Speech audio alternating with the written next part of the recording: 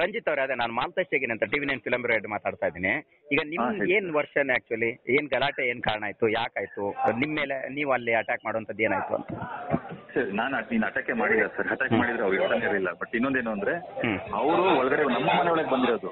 ಅವ್ರು actually third floor ಅಲ್ಲಿ ಇರೋದು. ಅವರು ನಮ್ಮ ಮನೆ ಫಸ್ಟ್ ಫ್ಲೋರ್ ಅಲ್ಲಿ ಇರೋದು. ನಮ್ಮ ಮನೆ ಒಳಗೆ ನುಗ್ಗಿ ಒಳಗಡೆ ಬಂದು ಪ್ರಾವಿಷನ್ಸ್ ತೆಗೆದು ಬಿಸಾಕ್ತಾ ಇದ್ರು.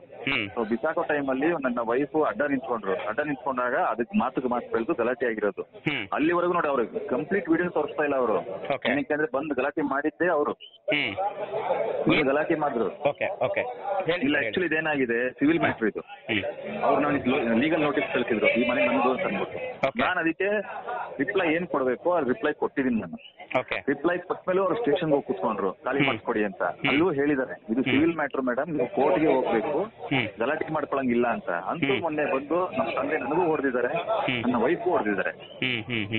ಅದಾದ್ಮೇಲೆ ಮತ್ತೆ ನಮ್ಮ ಸಿಸ್ಟರ್ ಮೊನ್ನೆ ಟ್ಯೂಸ್ಡೇ ಬಂದು ಮತ್ತೆ ಹೊಡೆದಿರೋದು. ಏನಕ್ಕೆ ಅಂದ್ರೆ ನಾನು ಆಸ್ ಎ ಸೆಲಿಬ್ರಿಟಿ ಆಗಿರೋದ್ರಿಂದ ಒಂದು ವಿಡಿಯೋ ಮಾಡ್ಕೊಂಡು ವೈರಲ್ ಮಾಡಿ ಇನ್ನ ಪೋಟ್ರೆ ಮಾಡೋಣ ಅಂತ. ಈಗ ಮಾತುಕತೆ ಮಾಡಿ ಕಾಂಪ್ರಮೈಸ್ ಆಗುವಂತದ್ದೇನೋ ಆಗಿರ್ಲಿಲ್ವಾ ಸರ್ ಈ ಬಿಫೋರ್? ಇದು ಆಗಿದೆ ಸರ್. ಆಲ್ರೆಡಿ ನನ್ನ ಫ್ರೆಂಡ್ಸ್ಗಳು ಮತ್ತೆ ಕಸಿನ್ಸ್ಗಳು ಎಲ್ಲರೂ ಮಾತಾಡಿ ಕರ್ಸಿ ಎಲ್ಲರೂ ಹೇಳಿದ್ದಾರೆ. ಹೇಳಿದ್ಮೇಲೂ ಈಸ್ ನಾಟ್ ರೆಡಿ. ಏನಕ್ಕೆ ಅಂದ್ರೆ ಈ ಮನೆನ ನಾನು 2017-18 ಅಲ್ಲಿ ಈ ಮನೆನ ನಾನು ಶನಿ ಸೀರಿಯಲ್ ಮಾಡ್ಬೇಕಾದ್ರೆ ತಗೊಂಡಿರುವಂತ ಪ್ರಾಪರ್ಟಿ ಇದೆ. ಅದು ನನಗೆ ಆರ್ಟಿಸ್ಟ್ ಆಗಿರೋದ್ರಿಂದ ನನಗೆ ಲೋನ್ ಸಿಗಲ್ಲ ಅನ್ಬಿಟ್ಟು ನನ್ನ ಅಕ್ಕನ ಹೆಸರು ಮಾಡಿದ್ರು. ಅದೊಂದೇ ಕಾರಣಕ್ಕೆ ಅವ್ರು ಅದನ್ನ ಇಟ್ಕೊಂಡು ನನ್ನ ಹತ್ರ ಬಂದು ಗಲಾಟೆ ಮಾಡ್ತಾರೆ.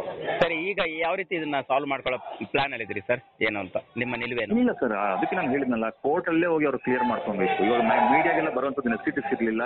ಆಮೇಲೆ ಸ್ಟೇಷನ್ ಹೇಳಿ ಕಳಿಸಿದರೆ ಒಳಗಡೆ ಹೋಗ್ಬಾರ್ದು ಅಂತ, ಮತ್ತೆ ಬಲವಂತವಾಗಿ ಒಳಗಡೆ ಬಂದು ಹೊಡೆದಿರೋದು.